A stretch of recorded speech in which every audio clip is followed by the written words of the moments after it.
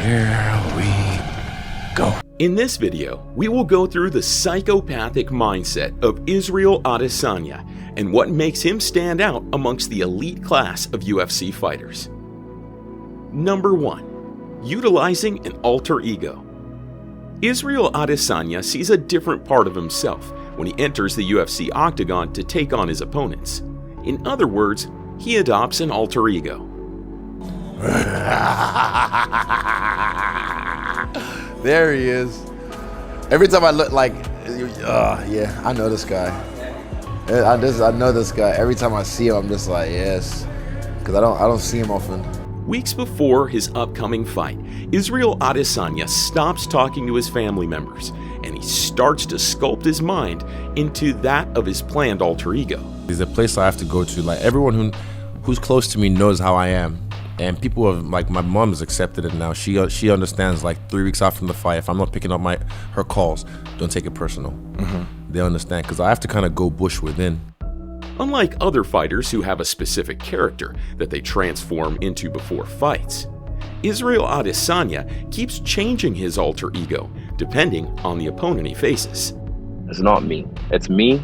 It's part of me, but it's not me like you're talking to right now.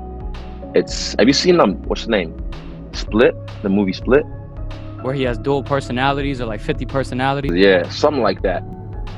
Quite different from the usual pick of an anime character as his alter ego. Israel Adesanya chose his alter ego as one of a dog that is about to be unleashed for his fight versus Alex Pereira. Number 2. Absolute belief. Israel Adesanya could not have been more confident in the lead up to his 4th fight versus Alex Pereira. Tomorrow, just stick with me. I'm gonna get this done. One and done. The way he was expressing himself in his pre-fight soundbites gave an impression that the victory over Pereira was already accomplished inside his mind. While making the walk to face the monster that has defeated you 3 times, most fighters will be nervous. But the way Israel Adesanya was fortifying his mind with affirmations was captured by the legendary trainer Teddy Atlas quite eloquently. I saw him in the tunnel, and when he said it, I just could sense the realness of it. He said, "Let's go. This is my effing house. This is my effing house." He literally meant it. I really believe it.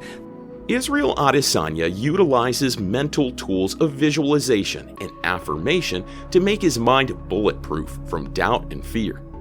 He understands the power of putting out words into the universe and then letting the power of manifestation take over. On my mirror in my room, it says April 8th, Miami, the greatest comeback in sporting history. It's written by me. Daniel Cormier, in his analysis, elucidated that it is Israel Adesanya's extreme level of preparation that gives him this extraordinary confidence. We spoke to him earlier in the week, and I asked Izzy, I said, "Izzy, what do you have to do to get the monkey off of your back with this guy? What do you have to do in order to beat Alex Pereira for the first time? You are 0-3 against him. It's so difficult mentally." He said, "Daniel, you would not believe the preparation I have done to myself up here and through these." Number 3. Taking it personal.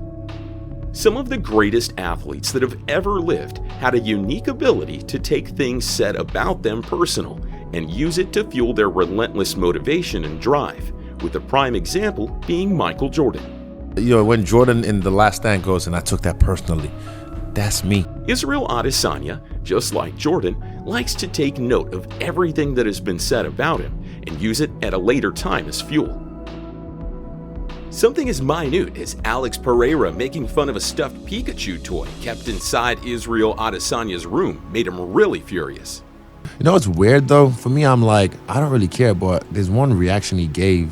I didn't want to say this I won't tell the UFC people this, but like there's one reaction he gave, like they pan to like some stuffed animals and he goes, "Ah."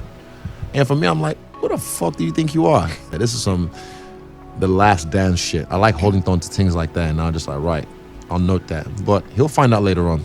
Another prime example of the fact that Adesanya remembers all things that made him feel hurt is when he taught Alex Pereira's son a lesson for mocking him when Pereira knocked him out.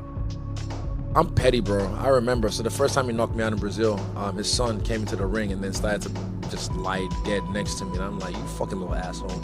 I'll whoop your ass if your dad don't do it for you. But then, I looked for his kid and I pointed at him and I saw him and I was like, hey. Number 4. Entering God mode. There's a state of mind in which the person becomes so focused that they cannot hear or see anything other than the target. This, in scientific terms, is called entering the flow state. The Stylebender refers to it as God mode. Like for me, I felt like I was able to channel God mode from the get-go before, right, God mode on. Like, you know, the Avatar, Aang, when he goes in the Avatar state, normally you can't control it, but then he was trying to learn how to master being in the Avatar state and be focused and control. Teddy Atlas alludes to the fact that the pressure of the fight and the fear causes most fighters to feel frozen under the brightest lights. No, get those lights off! Off! Turn them off, they're too bright, turn them off! Some guys, they get overridden by the fog, by the mist that comes, by the pressure. It becomes too much, and they almost become zombies. They're there, but they're not there.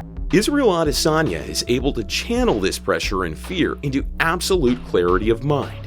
There's no mental fog in Adesanya's mind, almost as if he was wearing fog lamps and zeroing all his energy toward his opponent. One of the tools Adesanya utilizes to level up his mind is meditation. He claims that just 5 minutes of meditation can make the world of difference. Even meditating, 5 minutes, that's all you need. I just put on something like Egyptian flute music and I'll sit there and I'll just tap in 5 minutes and you'll be surprised how valuable this is. Number 5. Pressure makes diamonds. Israel Adesanya has faced the most pressure a fighter has ever had to face in the lead up to his 4th fight with Alex Pereira. All the media, trolls, and haters were piling up the stakes and portraying worst-case scenarios for his career. I mean, just keep yourself in his shoes for a moment. How would you feel if your haters are preparing for the funeral of your career? I believe Pereira's going to win again. You know, there's some athletes that just have other athletes' number. How would you feel when people publicly claim they feel bad for you? Well, I actually feel bad for Izzy. Like, bro, you have your own personal boogeyman. Like, how many times can you do everything right? And the dude's like, and last second, I win. What level of pressure will be there when people that support you are questioning your future? Is Izzy's legacy going to be defined on Saturday? And if he doesn't get by this guy, what the heck does he do? He can't go to 205. He can't go to 170. The kind of pressure Israel Adesanya endured before the 4th fight versus Alex Pereira shows that he is one of a kind, and what David Goggins would refer to as uncommon amongst uncommon people. People don't understand in your day-to-day life, you go through adversity, you go through, demons that you have to overcome yourself. But I put that pressure on myself this camp. I put that demon on my back because I was like, this is that to get over. To put the demon on his back and enduring such pressure is a testament to the fact that Israel Adesanya's mind is built differently. Number 6. A test of character. A true test of character is not how you are on your best day, but how you act on your worst days. Israel Adesanya, after losing his 3rd fight to Alex Pereira, showed tremendous character as he attended the press conference and literally went on a media run shortly thereafter. Like you find out who's who in the low moments after the losses. And it was very impressive how he handled it. The next day, he goes on Andrew Schultz's show. The next day, the day after that, on the Monday, comes in studio on the show, if you recall. In studio after a loss. After such an embarrassing loss, normally most fighters tend to shell up and become unavailable to media to not have to face questions on their defeat. Israel Adesanya decided to face the defeat head-on and talk about it in multiple public platforms. Yeah, I've learned so much about myself, standing in front of the mirror, dancing with the shadow self. A lot of people like to shy away from their shadow self. They don't want to dive into that, but I learned to stand there and own it because it's part of me, Israel Adesanya's character is what essentially enabled him to get his belt back with a statement finish against his long-standing rival Alex Pereira. Very few champions fight with the regularity Israel Adesanya does. He is one of the most active UFC champions. UFC President Dana White has praised Israel Adesanya's ability to put himself in the fire numerous times. Let me tell you, I said this before, and I'll say it again. At the last press conference in Miami, this guy was already blowing Hunter and the boys up. When's my next fight? When's my next fight? I want to fight again. I want to fight again. I love that about Israel Adesanya. Israel Adesanya wants to fight non-stop, constantly, and he wants to fight everybody. Hope you enjoyed this video. Hit like and subscribe to stay updated. Thanks a lot for watching.